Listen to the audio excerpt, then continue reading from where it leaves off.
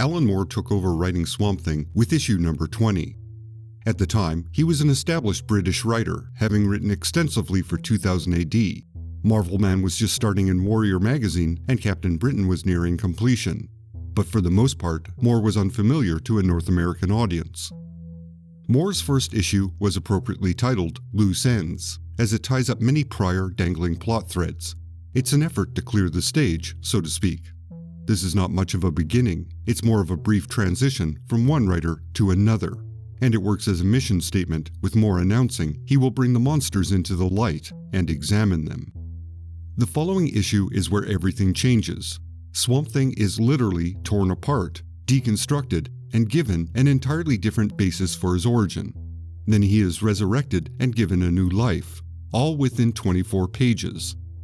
Much like Moore did with Marvelman and Captain Britain, he acknowledges the character's history, accepts it, and integrates it into the direction he intends to explore.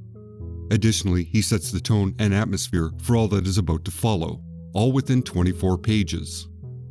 Len Wein, the creator of Swamp Thing and the editor for the beginning of Moore's run, described Moore's stories the best. A threat is established. The threat is brought to Swamp Thing's attention. Swamp Thing removes that threat. The important part of this insight is the notion that Swamp Thing only gets involved when the problem is big enough for him to notice. It indicates that he has evolved beyond the humanity he thought he possessed. His empathy and concern is reserved for all life, regardless of origin, rather than threats that are specific to humanity or one specific individual.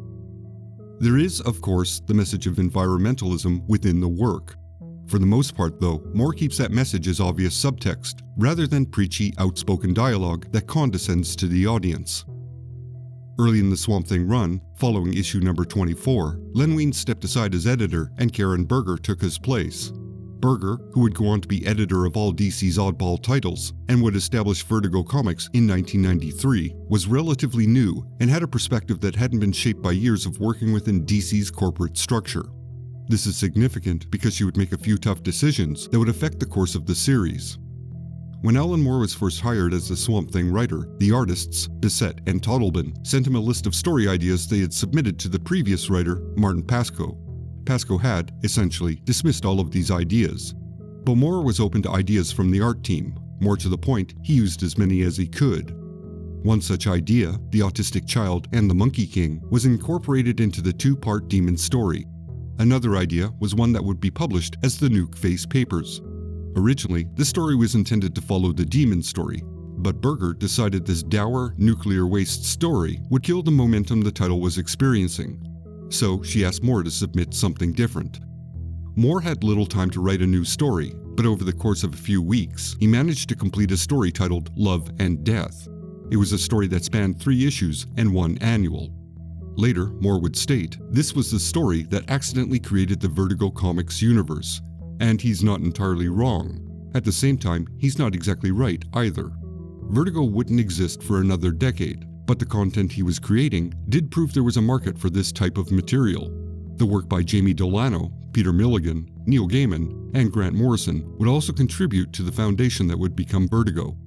Regardless, Love and Death is nearly sadistic in its treatment of Abby Arcane. She is abused and eventually murdered by her uncle, the recently resurrected Anton Arcane. The final page of that issue being one of the best heartbreaking moments in comics. This issue was unequivocally rejected by the Comics Code, and it doesn't take a lot of thought to figure out what they wouldn't approve. Abby is misled by her uncle into believing he's her husband, Matt Cable, which leads to a distasteful crime that cannot be mentioned on YouTube. Because the issue was complete and there was no time to create a replacement, and a fill-in would kill the buzz the title was generating, Berger decided to print it without Comics Code approval. At the time, it was a very risky decision and could have harmed Berger's career in comics. But in the end, it turned out to be a wise move. The story was a massive success. While the following issue was code approved, the next issue was not, nor were any issues that followed. The strength of that story and the response from the audience allowed Berger the opportunity to stop submitting the title for code approval, which in turn allowed the creative team more freedom to explore darker and more mature themes. While Love and Death is not flawless, it is one of the best stories in the Swamp Thing run. Possibly due to time constraints, Moore's text is very tight. It's very direct and to the point, unlike a lot of his forthcoming work, which has a tendency to overstate the atmosphere he's trying to establish. Results do vary depending on one's tastes. Love and Death is an example of a writer who has to get in and move the story forward with minimal tone, letting the art handle that chore. Certainly it makes for a brisk story, but it enhances the urgency of the situation. After all, Abby is dead, her body is starting to decay, and one can't sit around for 5 issues wondering how to make things better. Events have to happen quickly, and the situation has to be resolved, or Arcane will triumph. Following this story, Moore would find new directions for this character and expand upon the premise he had previously established. The next significant arc was called American Gothic. It kicked off with the 2-part story, The Nuke Face Papers, and it went on to explore various modern motifs of the horror genre, such as werewolves, vampires, zombies, and serial killers, all of which have a particular unique spin to them. The werewolf is a female whose transformation is tied to her menstrual cycle. The vampires, from a prior Martin Pascoe story, are aquatic leeches. The zombies have returned to reenact the brutality of slavery. The serial killer is obsessed with numbers and is, ultimately, a faceless boogeyman. The point of these stories is to illustrate the nightmare behind the American dream and to show Swamp Thing that evil is escalating in the world. Swamp Thing's guide to horror is the newly created character John Constantine. Constantine is a charming manipulator who, for vague reasons, keeps his agenda hidden from Swamp Thing. In the end, Constantine is using Swamp Thing to save the universe from supernatural annihilation. It's worth mentioning that this storyline directly ties into and is a companion piece to Crisis on Infinite Earths. Basically, Crisis took place in the material world, while this story took place in the spiritual plane. The most significant development in the Swamp Thing mythos is also revealed in this arc, the Parliament of Trees. This is, basically, a graveyard for all of the Earth elementals that had been active prior to the current Swamp Thing.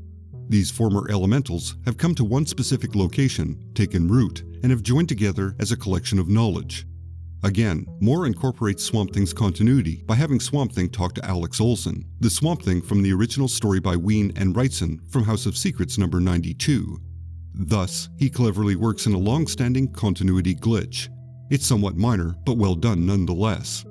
The overall point is that Alec Holland isn't the first Earth elemental, nor will he likely be the last. It's also around this time that Alan Moore was preparing Watchmen, while also preparing to continue the Marvelman series for Eclipse. His attention is starting to wane, and his future aspirations don't include this muck-encrusted monstrosity. It seems apparent that he intended to leave Swamp Thing as soon as possible at the end of this story. After all, Swamp Thing saved the universe in American Gothic. It's hard to follow a story like that with something equally as dramatic.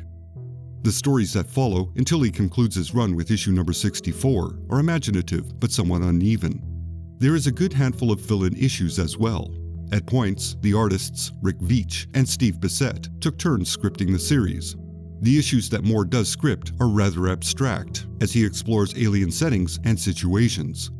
Critically speaking, these issues seem like a writer trying to find scenarios to keep himself interested. Depending on your taste, you'll either find these issues as beautiful, poetic mediations about the variety of life in the universe, or you'll find them to be somewhat bloated first drafts by a writer trying too hard to elevate the medium. It's hard not to notice the similarities between the ending of Swamp Thing and the ending of Miracleman. Both characters have humble beginnings, arise to a position of godlike power, and then create a kingdom for themselves to live within. For Miracleman, this kingdom was the entire world. For Swamp Thing, it was his small location in Louisiana. Furthermore, both take time to brood about their purpose and their responsibility to that purpose. In the end, they take separate paths. Miracleman gives everyone the power to be like gods, while Swamp Thing decides to sit in his kingdom and let the world spin on its axis. Thematically, they are essentially the same, but they arrive at different conclusions. Practically speaking, Swamp Thing was going to continue as a series once Moore left, so he had to leave the next writer something to work with. The influence of Alan Moore on the character cannot be overstated. He took Swamp Thing and developed him into a character with depth, and established a setting that allowed room for a lot of exploration.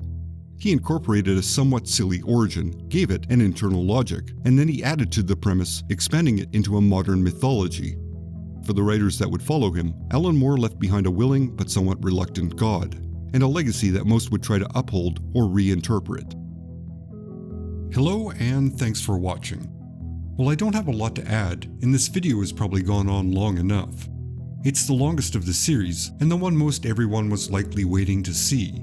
Although I should mention, this part of the run will get a further examination in the future, especially anatomy lesson, which will probably get its own dedicated video at some point. So if you like this series so far, and you're new, subscribe to be notified of further parts. Give it a like and a comment while you're at it, or donate or become a member if you're so inclined. Naturally, I would be remiss if I didn't extend a thanks to all the current subscribers and all the members that directly support this channel.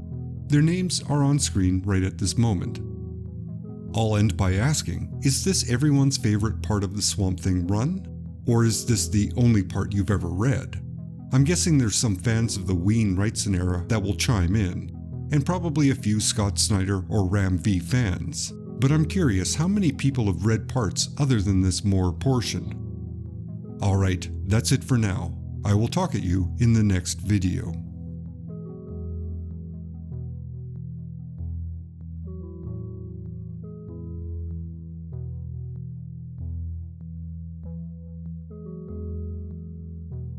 Until next time.